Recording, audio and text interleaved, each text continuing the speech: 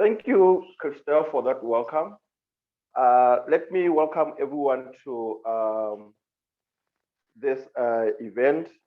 And it's really a pleasure for me to participate in this event with the rest of you, because this is a very, very important event to us as Botswana chapter. And I'm really thrilled at the speakers that we have managed to secure for it, looking at the background and the involvement in development finance. I believe that everyone is going to enjoy and have the moment to participate and engage in this very important topic at this very important time. I think at this stage, I would like to introduce my first speaker, Dr. Alfred Mthimkhulu. Dr. Alfred Timkulu is a development economist. He's a former stockbroker. He has a PhD in development finance from the University of Stellenbosch, and he has worked with the SADC on the good governance Africa as a researcher, where he was benchmarking and manufacturing analysis as a researcher there. I would like to emphasize the point that he's currently based here in Botswana, and I think most of his work, again, which is very relevant to Africa and Botswana much more particularly, is very beneficial for him to be contributing to this event, because he's currently working on mapping the scenario for industrialization in the unfold of the FCFTA era. I think this is a very, very important part that, in my view, because we are looking at regional integration as Botswana, and his contribution and his advice will be very, very important. It will be very good to hear from his topic, because and regularly also try to follow him, because he has a personal website that is presenting and making his thoughts in it. Welcome, Alfred, with the presentation.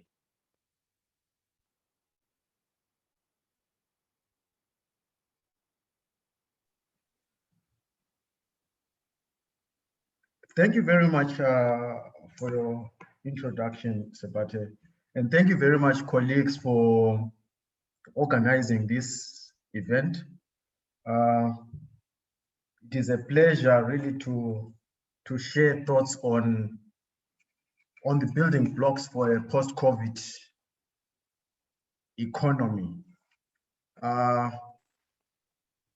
in the 1960s, some describe Botswana as a basket case, and I share that in the first slide there. Decades before that, some also dismissed Botswana as a piece of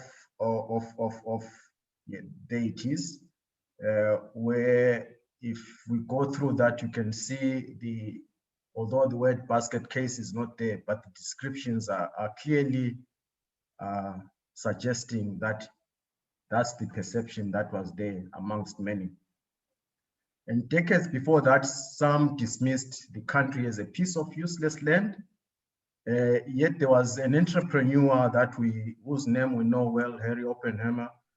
At the dawn of independence, his view was that, and he expressed it as follows: I cannot help feeling that somehow Providence intended that this should be a highly successful country. And Botswana has done well since then. And as Sebate was saying, the country is now gearing up to be a high-income economy. It is a challenging target. It is an exciting target for Botswana and for the region as a whole. Our theme this morning speaks to what Botswana is up to on building blocks. I will, however, focus more on what I consider to be the bedrock, the anchor of a dynamic economy, on which all these blocks that we're going to mention in passing rest on. It is a short presentation, so I really look forward to engaging beyond today on this conversation. Let me start with where Botswana is economically. We are living, like the rest of the world, in a post-COVID world. The epidemic has destabilized everything. So the question we ask is, how do we reboot ourselves in a partially open world? Would have thought that we could, in the past, we thought that we could showcase the big five, the elephants, the lions, and so on. Tourists see these nice pictures and then they come and we subsidize or make a living off the revenues from tourism into perpetuity, so to speak. But that kind of thinking with COVID, we question that kind of thinking and we wonder if we're right all along to assume that this will go on into perpetuity. And then we've got the free trade area that we kicked off in the continent this year. What are the implications for that on the revenues? Because we draw a lot of revenue from SACCO. What are the implications of a free trade area on the revenues that we draw from SACCO? This is not a small matter. The other issue that we grappling with is, of course, by now we know that diamonds are not forever. That was just a straight line from 1948 that just went viral. They're not forever.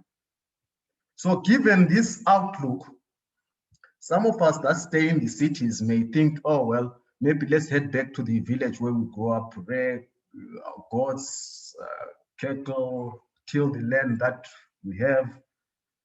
But we live in Southern Africa. We are aware of the climate change reality. Droughts and floods are not strange to us anymore. And that makes us think careful, force us to think carefully about our farming methods. We need a total rethink on how we conduct our farming activities in view of climate change. When threatened as we are today, what our ancestors used to do was they will then migrate to better pastures, away from the diseases, away from warmongers, which is perhaps what Richard Branson and his colleague billionaires are probably trying to do.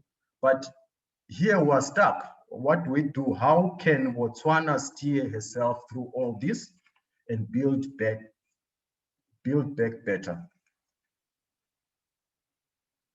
Okay, we have been kept informed thus far by the government on the building blocks of the future economy, which I share in slide 6.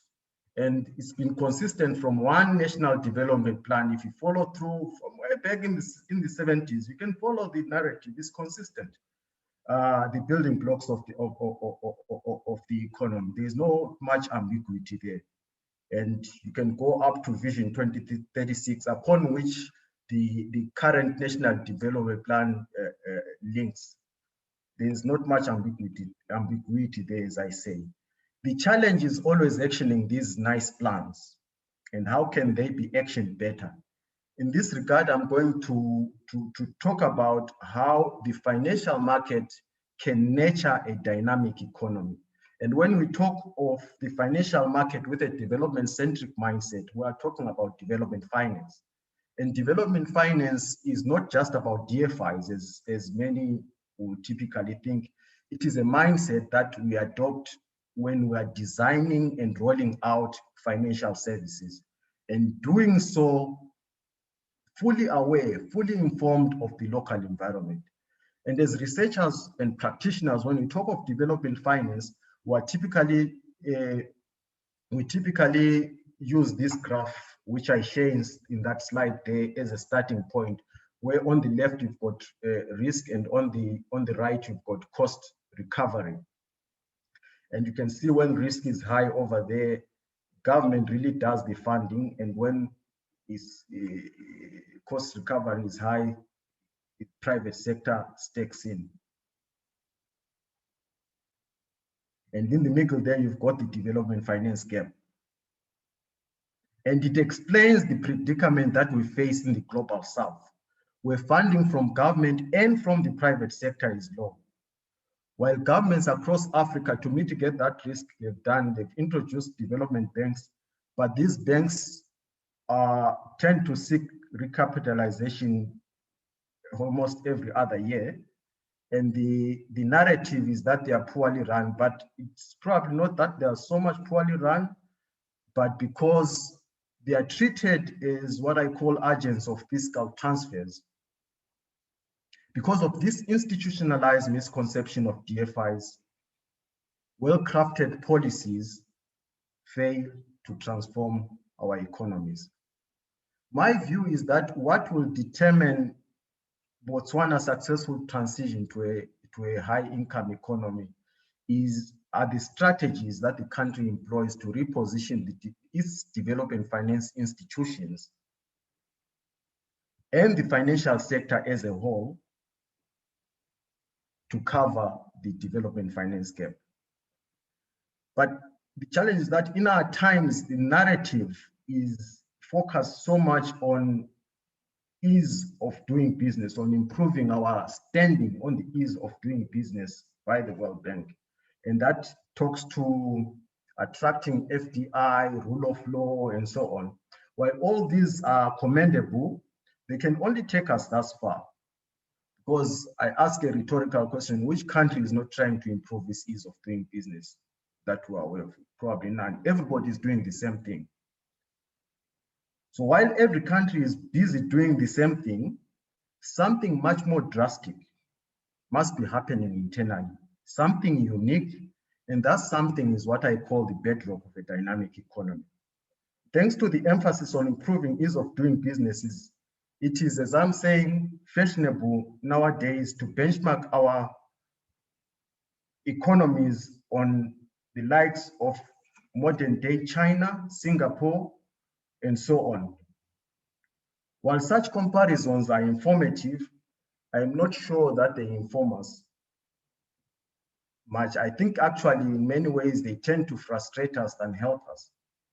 What I know is that benchmarking downplays the circumstances that led to the formation of the institutions in those countries, institutions that became the bedrock of the country's prosperity. Let me breathe some life into this argument with a yesteryear example, and in doing so, perhaps demonstrate the importance of a development-centric mindset across all sectors and across all stakeholders in an economy.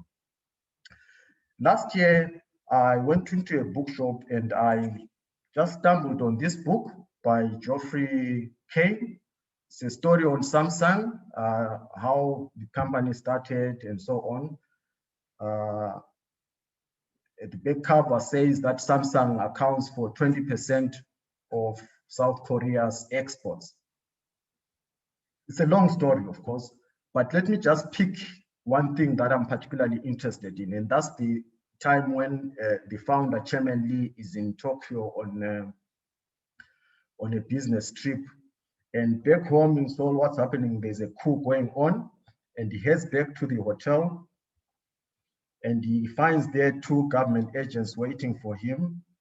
And they tell him that the new bosses back home want to have a word with him as soon as possible. And he goes home, and he gets home there, and he receives an offer that he could not refuse. And there is the offer there from the new president, Park, basically saying to him, look, he believed that Samsung was being run by a criminal, and it didn't serve any purpose for him to be arrested. So how could he contribute to building a new prosperous and wealthy economy? And so what happens there, and this didn't only happen to that entrepreneur, but to many others, who eventually, what he did is to take stakes, the state took stakes in their banks, pulling a lot of resources to the state banks. And one of them that happened is Hyundai as well. This created a large pool of capital And what happens next is that with this large pool of capital, all advances or all loans that were being made to the private sector, it set steep targets. And there were consequences that the entrepreneurs or the business people had to face if they didn't meet those targets.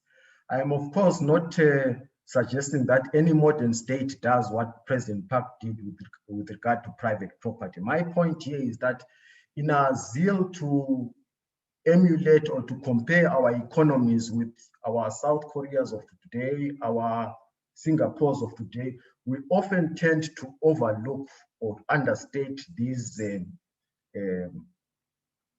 key important details of tough targets that were set and of a microscopic, if I were to use that word, performance tracking, without which those countries will still be where we are today.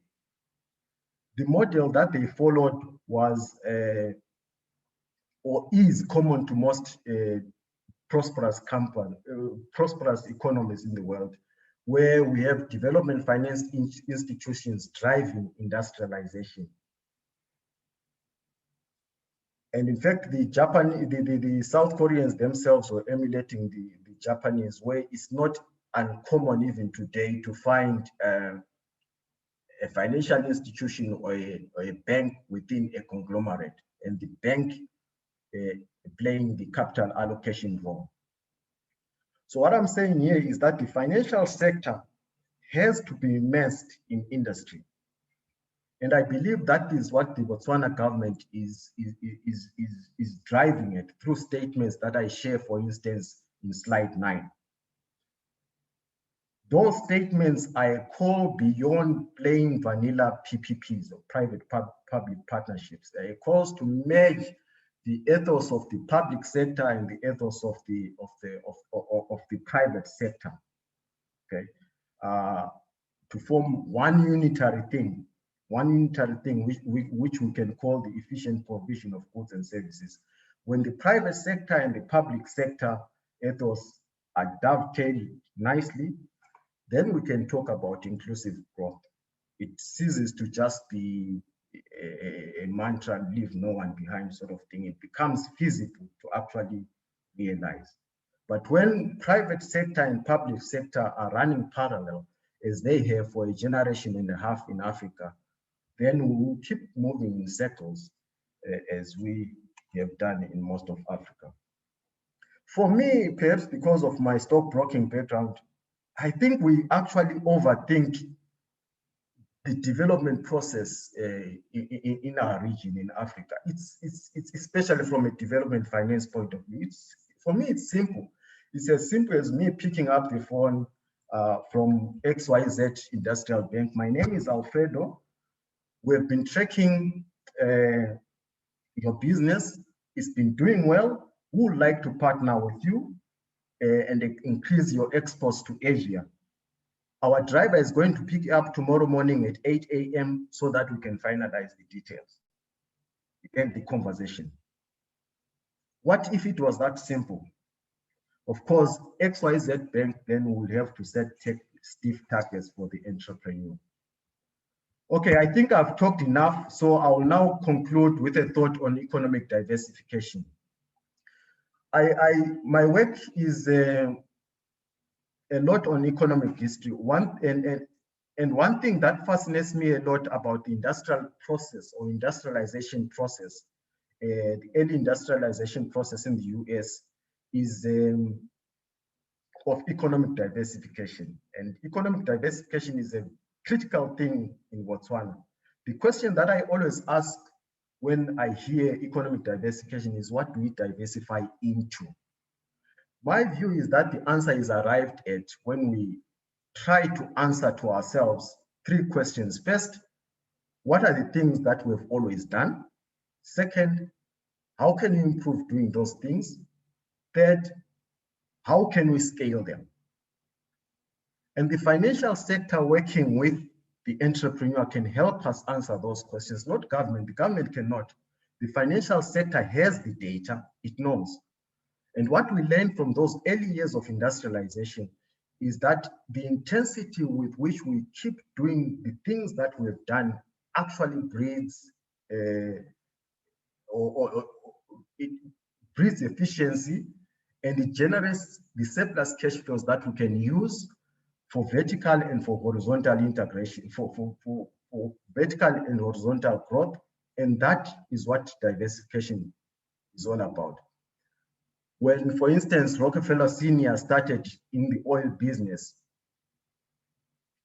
there were lots of refineries in his backyard because the barriers for entry were very low. Almost everybody could do it. The sector was too fragmented for economies of scale, and his decision to buy out competitors marked the beginning of consolidation of the sector, enabling his firm to improve efficiencies such that even the price of kerosene began to come down because he was investing in the business and he was consolidating the sector and improving the efficiencies and so on. The industry itself expanded into many other subsectors. That is diversification. It only comes when we intensify what we do. We don't set out to diversify, we intensify what we do. I'll stop here, acknowledging that I only talked about development finance as it relates to banking. It gets more interesting and exciting when we talk about development finance and in relation to the entire financial system, particularly capital markets and asset management. But for now, for today, we'll leave it there. Thank you very much.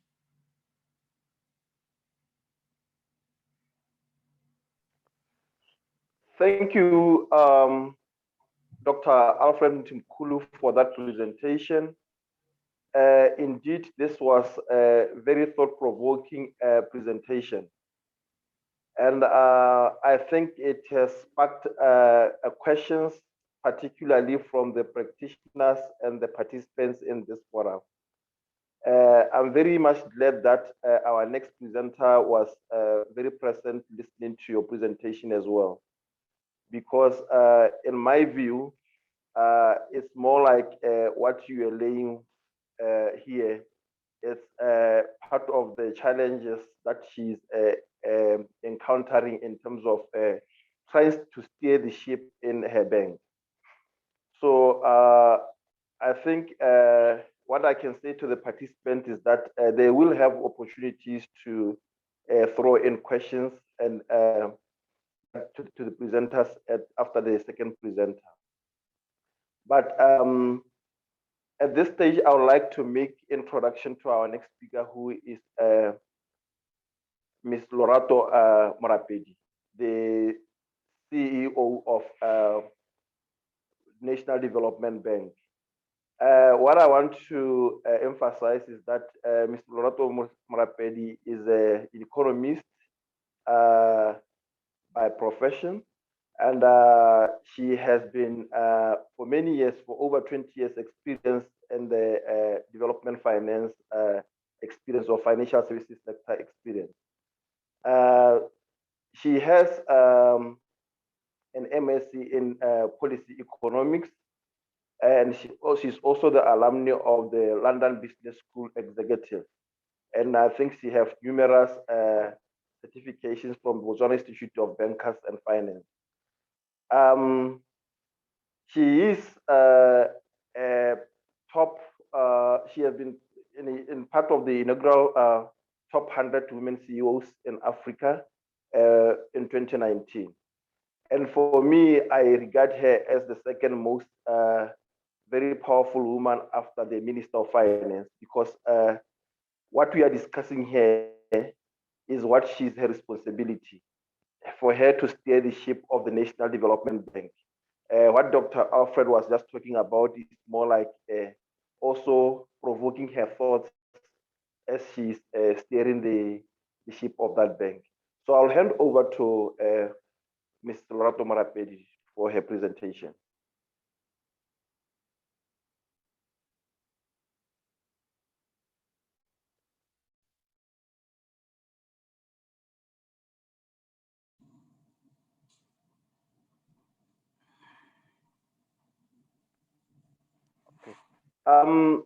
Good morning, everyone.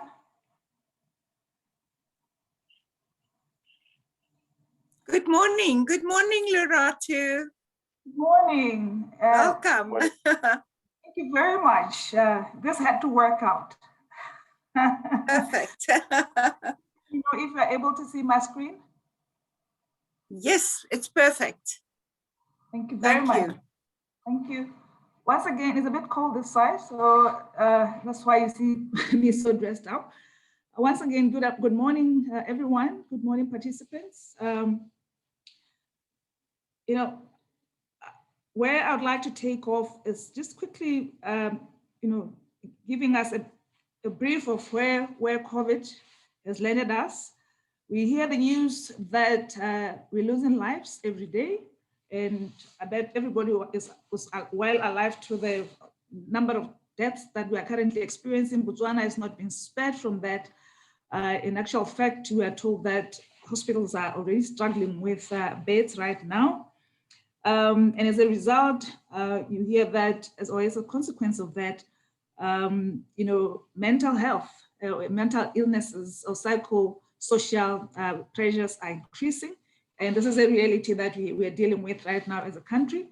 Sometimes, and I'm bringing this up because sometimes we don't want to accept that we have that situation that we're dealing with either at work level or at a family level. That's why some employers right now, NDB included, or National Development included, we have engaged the services of psychosocial support consultants, because we do understand that COVID-19 has brought in a lot of pressures on us. We see that as a consequence, when parents are under distress, it goes down to children. We all know that even on schools keep on opening and closing, and that's why you know we have disruptions with the education system, and as a consequence, our kids are also affected. When it comes down to business, we all know that right now almost all businesses, except for the ones that are benefiting from COVID in terms of supplies or for the health sector, businesses are distressed. Bottom lines are being shrunk because business has been disrupted. A lot of money is going towards managing COVID. You know, the purchasing power has been affected. Lockdowns have also contributed to that. Staff are falling sick, and you know everything is all over the show, and definitely businesses are affected. I thought I should share with you some of the sectors, growth sectors that we need to look forward to and focus on post-COVID-19. Definitely the health sector is one that I wanted to start off with.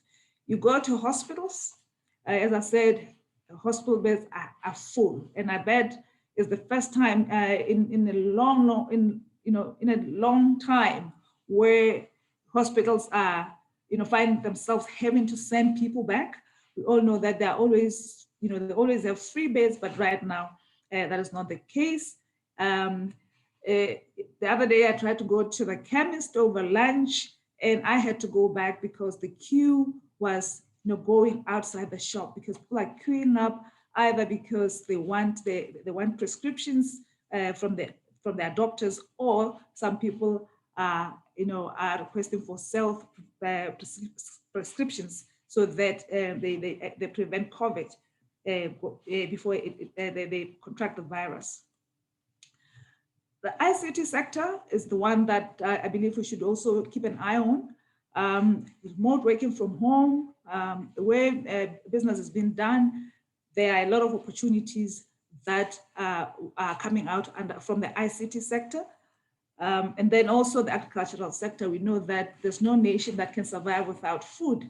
So whether you are under lockdown or you are going to the office or it's business as usual, we all need food. But remember, the production value chains have been disrupted by COVID, and the need for us as a country to elevate our food production and be food secure is very, very important. You take the case of our country as Botswana. Currently, our import bill is running between 7 to 9 billion, of food products from South Africa, mainly from South Africa. So it is important that we focus more on agriculture going forward. Innovation, as we do all these things, because things have been disrupted. Life is definitely different, and it's going to continue to be different after post-COVID. Innovation is going to be very important. We need to come up with cutthroat technologies that will be able to address people, our processes, and services, because that's the way things are going to be. I always say that definitely there are positives that are coming from the existence of COVID that we need to take over and harness as we go along. As I indicated, the education sector has been affected, but what I want to share here with you here is that as we focus on these new growth sectors, the education sector needs to also respond accordingly, because if we don't change the curriculum and respond accordingly, you're going to find that the schools and the education system is not producing resources or skills that are needed by those priority growth sectors going forward. Just zeroing into each sector, let's look at the healthcare sector. Those are the few priorities, subsectors under the health sector that we need to be on the lookout for. Telehealth, as you know, right now, contact services are being decreased. Everybody wishes they could have, if you want to be consult your doctor virtually, you want them to be able to give your medication virtually, or even be able to assess you virtually. Home health is another subsector that is we need to look out for, that it's going to be in the increase. Actually, it's already happening in the US, where you are able to stay at your house, and then a nurse will be looking after you, attending you at your house, and the different doctors will be consulting you and overseeing your health while you are at your house. Telemetry is also going to be on the rise. This is where now we're going to be, excuse me, where we will be automating the collection of measures, and that will be using into the health system. And what are the skills or the shifts that we should expect within the health sector? Definitely, we're looking for techno-savvy HR, human resources within the health sector, be it doctors, be it nurses, be it physicians, be it chemists. So that is the shift that we should look forward to as we go forward. And operational excellence is going to be very, very important. Gone are the days where you're going to be queuing up for the whole day. I recall in my whole entire life, even when a lot of times, 90% of the time, when I go to see the doctor is always late, and there's always an explanation why. They were on a call to emergency or what have you. But with the new life after COVID-19, operational excellence is going to be very, very important within the health sector, because lives are going to be delicate, and when you're using technology, things have to be, it's like a machine, a running machine, and therefore operational efficiency is very, very important. I thought I should also share this one, flexible designs of facilities. Right now we've heard of makeshift hospitals that have been put up, makeshift beds that have been put up. Even, we're going into EICUs. So that's the shift, and those are the kind of skills that we'll be looking at. And then here we also anticipate consolidation of small providers. You know very well that there's a little surgeon here, and another one over there, another one over there. Post-COVID, we foresee a situation where you're going to have to, small providers might be forced to come together so that they work as a consortium, as a team for them to be able to offer the services within the different subsectors that I've highlighted. Now moving on to business. Business is quite broad, and digitalization is what is going to, be the bedrock of most of the businesses. And we're expecting that businesses have to transform. There's going to be a reorientation of investments and initiatives so that everything is long-term. There's long-term value for the company and beyond, because we know most companies have been shaken up. Also, our stakeholders, our key stakeholders, need to be empowered so that they're able to use technology to respond to the needs and priorities of a broader set of stakeholders. And even as a business, the business needs to be in that position for it to respond to all its key stakeholders. Lastly, change systems. Well, you'll agree with me that from early last year, when we've been dealing with COVID-19, it's been a roller coaster. Yesterday, it's not the same as today. As we speak right now, we don't know what, 2-3 months down the line doesn't look very clear. And it's inevitable that businesses will have to continue to change the way they do things. They need to continue to reincarnate. And therefore, we need very robust change systems so that all our key components to businesses are able to cope, particularly our people. And which are the key skills and shifts that we should anticipate within the general business industry, because there are going to be a lot of initiatives, a lot of change that is taking place. Project management is going to be very, very critical. And then a lot of business process analysis also needs to take place. Financial analysis, because as we reincarnate our businesses, we need to make sure that we check how the financials are going to pan out. We look at the past and be able to forecast the future. And then also, business strategies. They have to be very agile and, and I would like to say also a bit fluid, because until such a time that we've settled after COVID, and we know that we can anticipate how the next 3 or next 5 years are going to look like. And as we do this, there's going to be a lot of changes on how we do business. And I'd like to talk to the customer relationships management. As our businesses reincarnate and as things, the way we do business change, it is important to take along our customers. And innovation is another thing that is going to have to characterize the way we do business after or post-COVID. The IT sector, I've already spoken to that. There's going to be a lot of disruptions on the way we do business, and therefore our IT systems have to be very resilient to future disruptions. And because there's a lot of work and content that is going to be done through technology, we have to make sure that we elevate our security on our ICT. And then we also have to, clearly we're living in a global world. The fact that now we work a lot more behind machines, it's easy nowadays. We see a situation where now people are not flying overseas for a 2-day conference overseas. And we're able to do that via the technology. So there's going to be a growing online presence, and which is going to create a demand across all industries.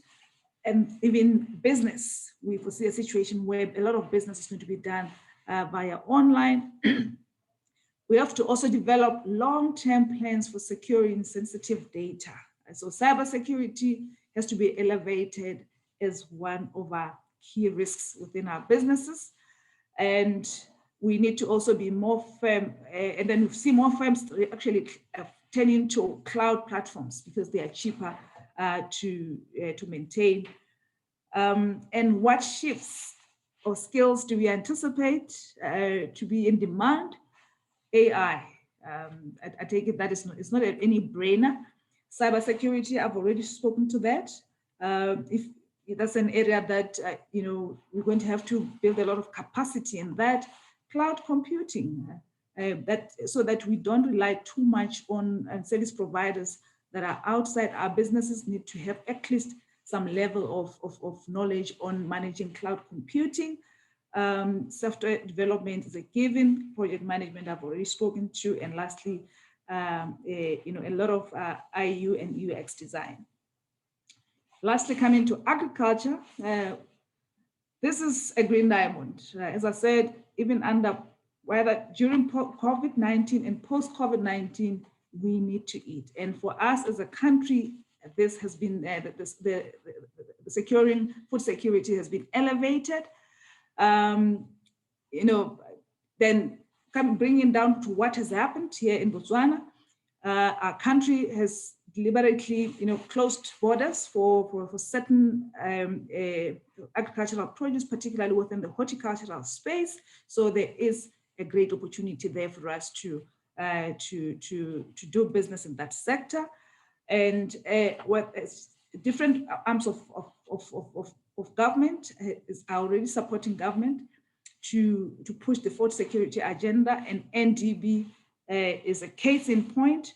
We have launched a campaign that we've codenamed #FeedTheNation, because we realized that if somebody has to champion this process, the 9 billion food import bill is very high.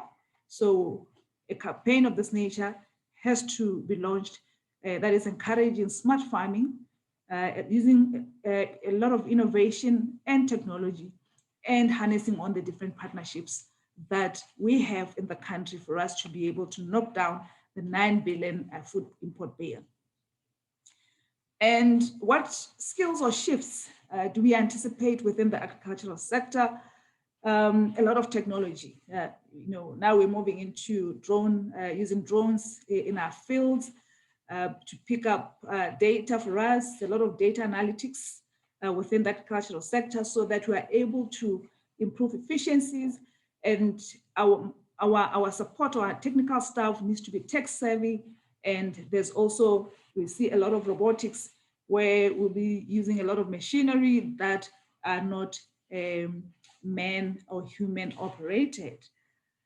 Now, as I move towards conclusion, looking at the business environment, how do we anticipate businesses, or how should businesses be like for them to be resilient post-COVID-19?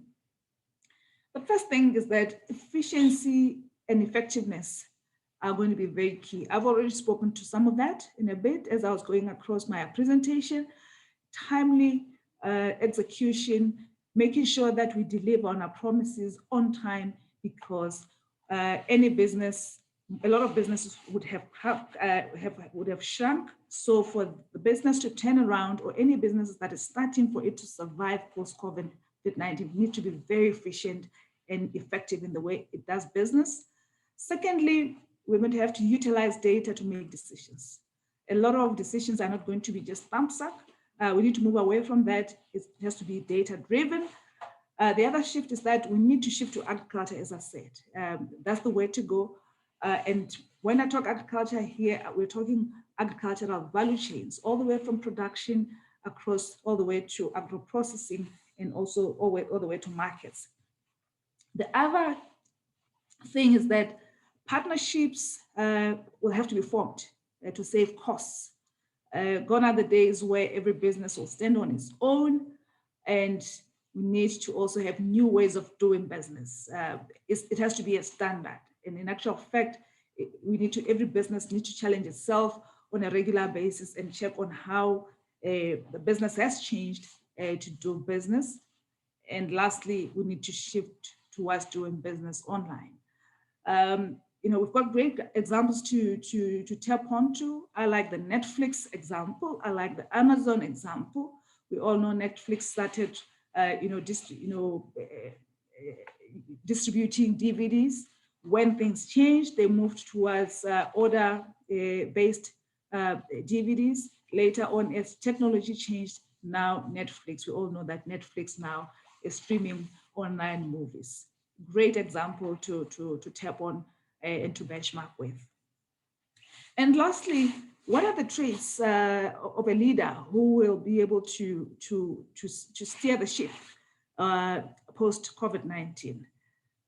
First thing is that we need very candid leaders. But we would not have time to sugarcoat things because time is money. Efficiency and effectiveness are very important. We also need leaders which are empathetic.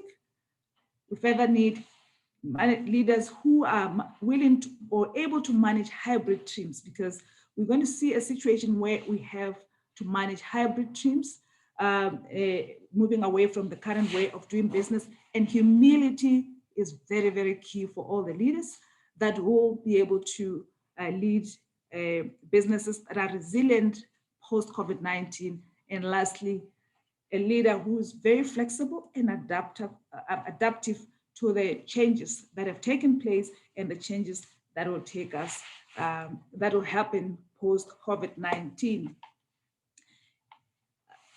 And as I've finished off, I would like to say we are braver than we believe as leaders, and stronger than we seem, and smarter than we think. And we will be able to play our part and lead resilient businesses post-COVID-19. Thank you very much.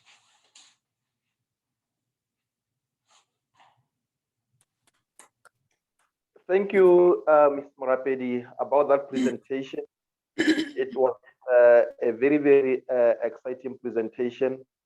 And indeed, I think you have responded to what I can say that it was indeed our call, because we have been here, we have been experienced lockdowns.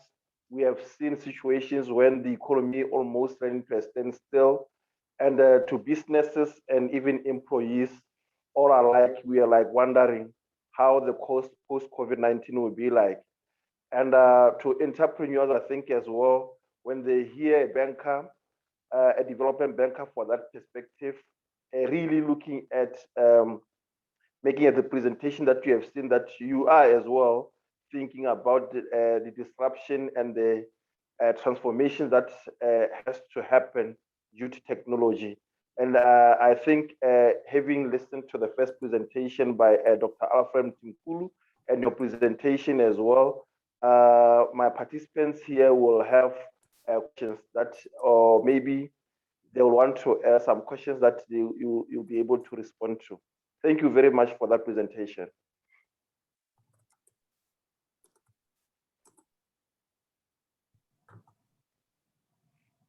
Thank you very much. You're welcome.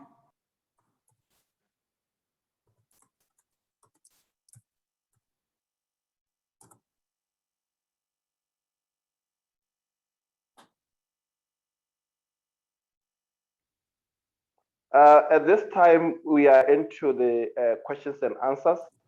I think I'll be reading through the questions, and then Christelle will be helping me on the other side. One of the questions that I have from the presenter, it says, good morning, Lorato. Thanks for your presentation. May I allow to ask in constructive, critical way, which of the mentioned leadership qualities you see presented in our current government? I don't know if you got the question clearly, Lorato.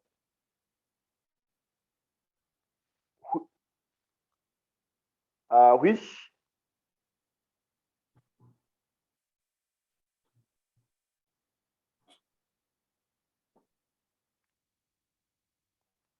did you get the question? Yes, I got the question. Should I answer now? Yeah. Yes, I think you can answer. All right. You know, government is quite broad.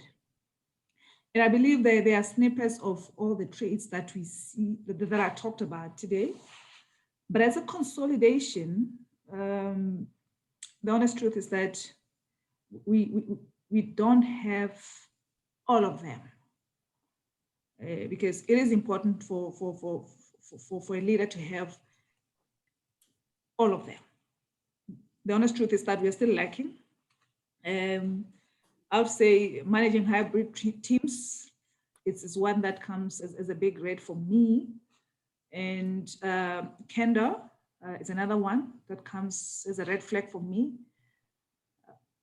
Flexibility and adaptability, yes, but not to a great extent. And what I see more is a lot of humility and empathy to a little extent. So we've got a lot to do when you're looking at our country leadership, honestly. But if you were to look at individual leaders, yeah, they'll be able to have several ticks across. But as a total leadership of the country, we're still wanting in a lot of areas. Thank you. Thank you very much for that answer. And I think just to be a devil's advocate, even though I'm coordinating the question and answers, I think the mindset that we need is that sometimes when we have the opportunity to think from the private sector perspective, we tend to look at the government.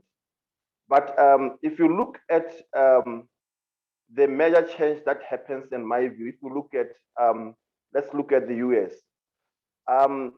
For Facebook to be there, for Apple, for everything to be there, they did not look at the leadership style of the government. They looked at the opportunity that were presented by the, I would say, the time and then. If they could have looked at the government, I don't think we could be having the Elon Musk kind of, even the Mark Zuckerberg kind of people. So in my view, it's like, isn't this the opportunity for us to develop the leadership traits that are necessary to drive the private sector development? And that becomes a responsibility that I have, not necessarily the government should do. It's for the government to see the need, like you have identified the need. And then I think they will change as they respond to our needs. Thank you.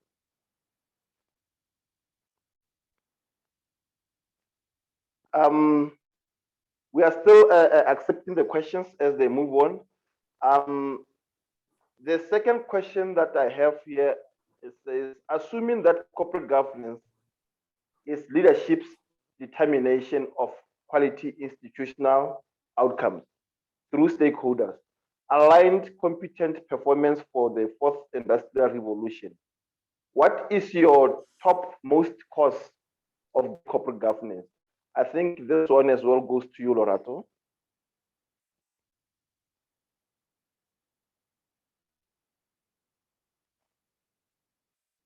You can respond. What is the question again? We didn't hear the question. Okay. It says that assuming that corporate governance is leadership's determination of quality institutional outcomes through stakeholder aligned competent performance for the fourth industrial revolution, what is your topmost cause of great corporate governance? Thank you. Maybe I can also just alert people. The question I posted in the chat. So if you open your chat at the bottom, you will see the question from Jody Fuchs. Thank you, Jody Sapati. Over to you, Lorato. Yeah. Yes, indeed, corporate governance is quite critical for any successful business. And if we are to really survive or fully embrace the fourth industrial revolution, we need to subscribe to the highest standards of corporate governance. You know, it all starts with all the key stakeholders being aligned from where I'm sitting and understanding what are their expectations in the business, and living and breathing the high standards of corporate governance. Currently in our country, we are subscribing to Kin 3, and some businesses are also now moving on to or picking certain aspects of Kin 4. And I've got no doubt that as a country, we are alive to the tenets of Kin 3 and Kin 4, but what still remains a challenge for us is full compliance to the demands of Kin 3 and Kin 4. So I for one, I'll be quick to say yes, the country in total, both private and public corporate leaders are alive to the demands of Kin 3 and Kin 4. Full compliance, that is still a challenge. So there's a bit of work that needs to be done for us to be able to be fully compliant. And I'm quite happy that at least government has instituted BAWA, the Botswana Accountancy Authority, for them to keep the country corporates on check and see to what extent are we fully compliant to that, because it is a very, very important component that we need to be able to tick for us to transform and fully perform as a country and as individual organizations under the fourth industrial revolution. Thank you. Thank you.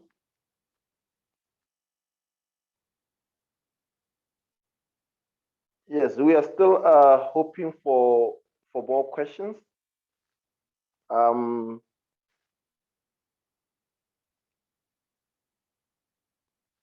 But I think what I would have also to have a question myself, I think this one for me to be directed to Dr. Alfred Mthimkhulu. Reason being that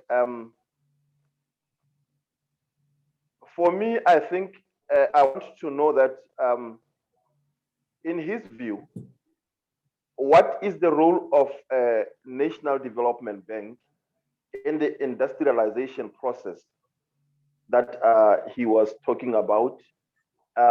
Not necessarily only the role, but also the approach, because I think he cited an example of the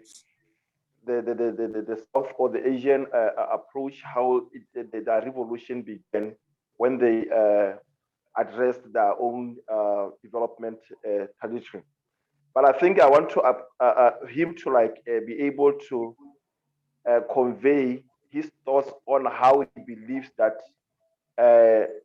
how the development finance institution, be it our NDB or be it the CEDA or BDC, should be approaching the whole development process in relation to the example that he gave about the Asian countries.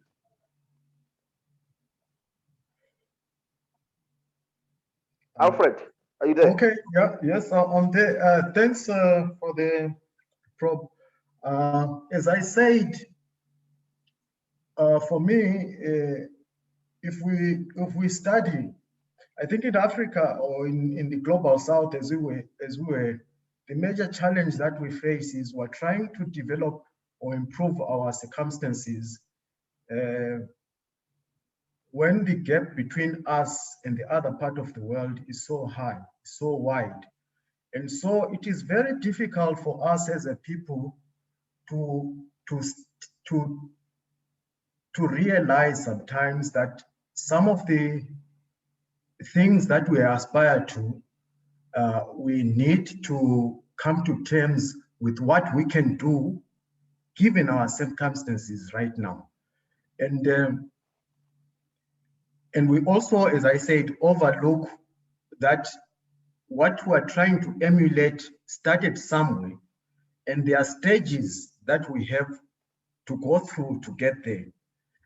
In as much as leapfrogging is a fancy word that we sometimes throw as economists, it's very difficult to skip certain stages. And one critical stage that we tend to downplay in our narratives is the issue of institutions, and development banks or development finance is one such critical institution. So if you look at the structure of our financial markets, and let's park the development banks for now and look at the financial, which is the conversation that I was trying to have, and we look at our financial market as a whole, which is modeled on your typical, what I call plain vanilla lending, wholesale banking, and corporate finance sort of thing. It assumes that everything is functioning properly in the private sector, they borrow and so on and so on. But that's not the case in our part of the world. In our part of the world, what we lack are actually the businesses, the local businesses, okay? So how can we grow those local businesses? This is where our DFIs come into action. By first identifying the businesses that are there. They are not big most of the time. So they are not very enticing sometimes. But which is why I gave the idea of Rockefeller in the 1860s, where it's a small, to start an oil refinery was costing probably $1,000 or so. Distilling, it was small, but it's in picking up those small things, finding a way of aggregating them, and then creating scale. And for me, that is the function that our development institutions, our financial sector have to play in. And that is a challenge for us because our mindset is that of separating development banks and the financial institutions and the government on the other hand. We need to find a way in which all those speak the language of development. Okay, and so it becomes that's why I talk of a development-centric mindset across all the stakeholders of the economy. And who else to pioneer that kind of culture and the narrative than the development banks that are already in place? The challenge that we face right now is development banks, as I said in the presentation, are treated more like and I'm not talking of Botswana here, only I'm talking of the region, are treated more of as a government transfers funds to seed businesses, and they tend to not be profit centers as much as the commercial banks are. And that is the culture that needs to change. That's why I picked the Asian example, where it's all about returns and profits and targets. Because without covering our costs, without turning a return, we won't get anywhere. So what is the role of development banks in the world that we're going into? It is shaping the narrative. It is pioneering the financial instruments that are identifying the businesses that will grow and nurturing them grow. It's a hands-on thing, and it's also them owning or even challenging some of the narratives. For instance, we talk so much about the fourth industrial revolution in Africa, and we talk about it as easy as if it's something that we can actually implement. But is it something that easy for us to implement, given our resources, given our skills? Is that what we should be emphasizing? So it's the DFIs being the critical eye of society and helping us step back and saying, look, that sounds nice. If we're Singapore, we could do it, but can we really do it? And then we crunch the numbers and you see if we can actually do it and take stock of what we're doing and focus on things that we're doing and then scale them up. That for me is the role of the DFIs. Thank you very much, Dr. Alfred. I think I've seen very interesting questions that were coming through. And I think if the questions, if I combine them with what you have just discussed, that you have just had, they will also be much more exciting as well. There is a question here to you, Lorato. It say, what programs does your entity have to play in the fourth industrial revolution? That's a question that is coming from one of the participants. Over to you, Lorato. Thank you very much for the question. Is it Taziba Josiah? Yes. You know, the conversation around the fourth industrial revolution is a very interesting one for me. Actually, I'm a strong believer that it's something that we can talk about as a country, but as Alfred has indicated, we're not ready for it. If we step back and look at the second IR and third, are we there as a country? Fully there? The answer is no. And therefore, in line with what Alfred has said, it's important for us to be very realistic and make sure that we appreciate where we are and fully, embrace the tenets of second IR and the third IR before we even talk 4IR. And we bring it down to, excuse me, down to National Development Bank. We are focusing more on, I spoke about the use of drones, but we are now using automated tractors, not straight to robotics and not in a position to fully harness the artificial intelligence that we should be.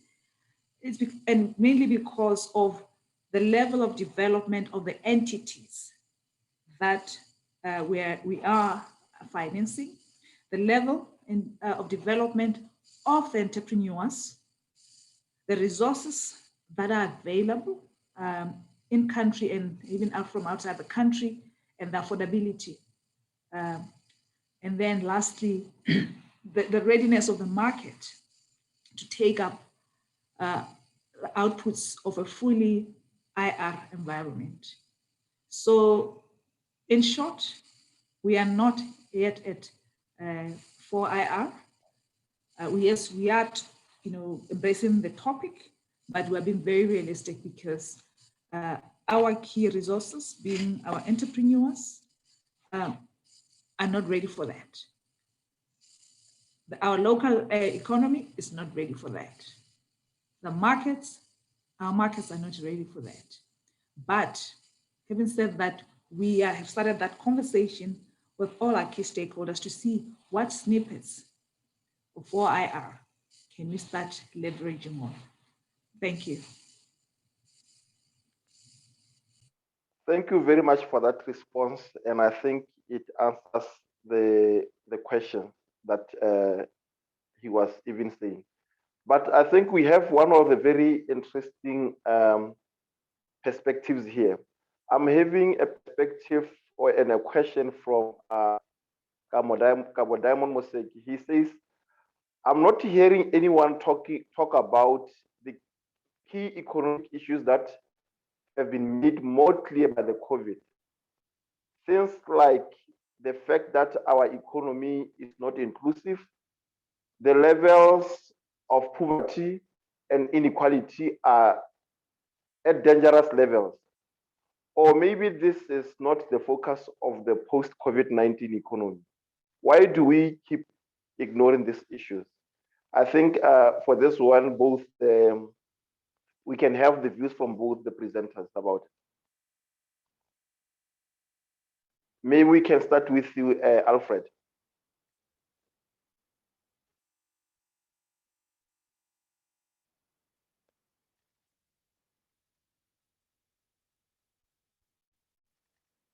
Alfred, did you hear yeah? That's a pertinent question, and the most, it's important because at the end of the day, it boils down to the quality of life that we are living as citizens, as a people. Whatever the government of the day or the policies of the day are, at the end of the day, it's young people being empowered. Are they economic opportunities accessible? Grown-ups able to put food on the table? It's as basic as that. That's what economics is all about. Are we not talking about that? Perhaps not directly. What we are talking about, how can, because it really doesn't happen overnight, unfortunately, like anything else. How do we create an environment where people can get jobs? And this is where the government policies come in.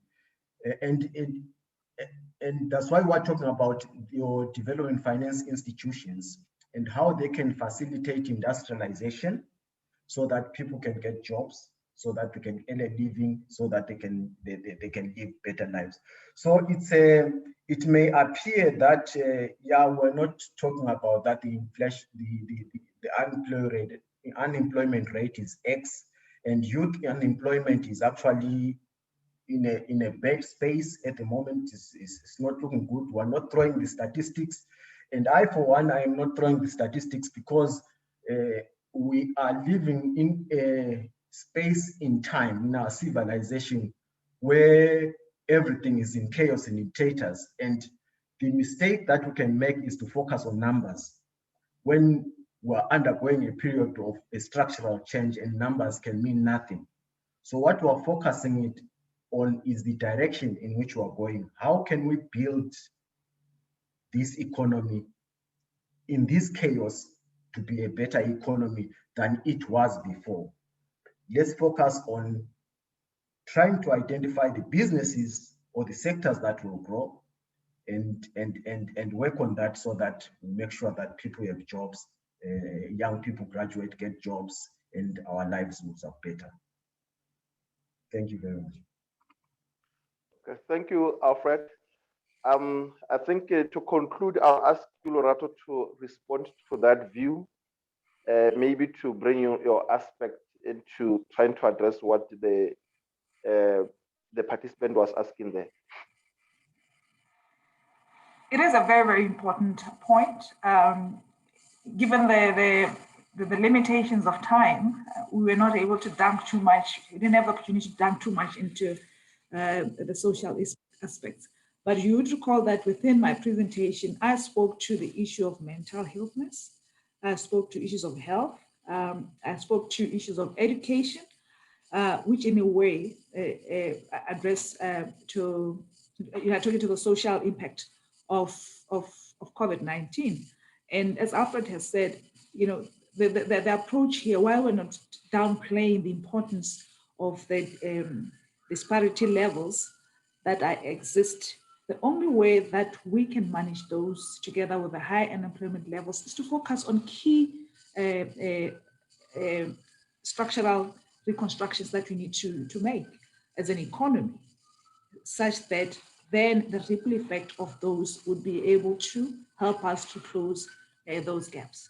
If we identify the right sectors, we support them accordingly. DFIs like National Development Bank play their critical role in empowering and funding those entities. Private sector also play their part and not just be bottom line driven, but also talking development in the true sense and not paying lip service to it, and also dealing with the leadership that remember I spoke about leadership aspects. Then we'll be able to turn around our economy to a point where we have employment levels going up, our youth being fully engaged, and the happiness index also going up, because we all know that our happiness index was not a good one at this point in time. Thank you. Thank you very much, Lorato. At this time, I think I want to thank everyone for participating my presenters and the participants as well. They really asked the questions which were also very pertinent to our discussion. And I believe that we have started a very, very good engagement here on development finance, particularly its role in the post-COVID. And I'm looking forward at continuing the engagements in the future, where we'll also be delving much more on the issue, because I believe it's going to be the one which will drive change for the future. Normally, after the resources are depleted, particularly financial resources, but the challenges are still existing. The businesses and everyone looks to the governments and to development finance institutions, most particularly for assistance. And it will be very, very interesting as the events evolve from here going forward.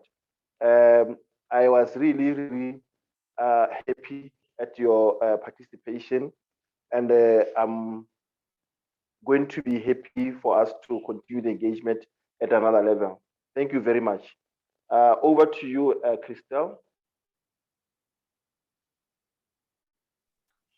Thank you very much, facilitator.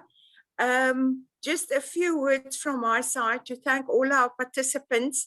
And if we look at the RSVPs, the countries they're from, people RSVP'd from all over Africa, our neighboring countries, Zimbabwe,